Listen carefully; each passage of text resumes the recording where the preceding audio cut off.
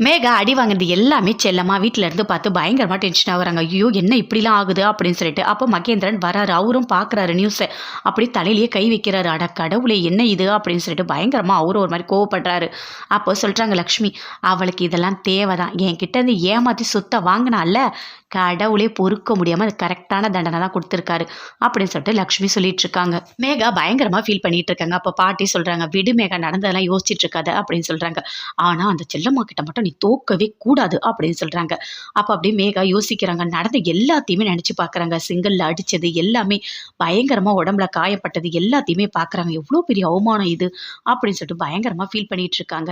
செல்லம்மா மலை 2 பேருமே கோயிலுக்கு போறாங்க. சாமியெல்லாம் கும்பிட்டாங்க. கும்பிட்டு வந்துட்டே இருக்காங்க. அப்போ மேகா வராங்க. வரும்போது அப்படி ஸ்டெப் தடுக்கி கீழே விழுந்துட்டாங்க. பார்த்தா அங்க செல்லம்மா நிக்கிறாங்க.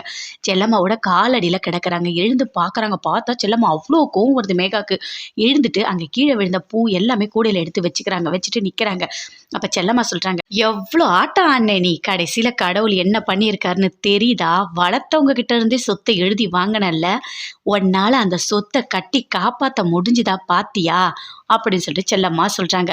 இன்னும் என்னென்ன நடக்க போகுதுன்னு பாரு. இனிமே உனக்கு எல்லாமே கெட்டதா தான் நடக்கும். ஏன்னா நீ நினைக்கிறது எல்லாமே கெட்டதா இருக்கு. எவ்வளோ கம்பெனி எப்படி காப்பாத்தி வச்சிருந்தாரு அப்பா, அத்தனையுமே போச்சு. எல்லாமே உன்னால தான் அப்படின்னு சொல்லிட்டு செல்லம்மா பயங்கரமா திட்டுறாங்க மேகாவை.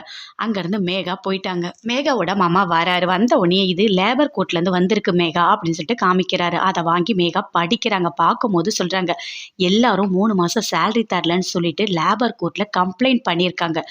இன்னும் 3 டேஸ்க்குள்ள சேலரி கொடுக்க சொல்லியிருக்காங்க. அப்படி கொடுக்கலனா அரெஸ்ட் பண்ணுவேன்னு சொல்லியிருக்காங்க அப்படின்னு சொல்லிட்டு மேகா சொல்றாங்க. ஆக்ஷன் எடுப்பாங்க அப்படின்னு சொல்லிட்டு.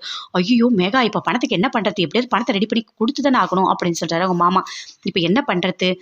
மகேந்திரன் சாரோட வீடை விற்க வேண்டியது.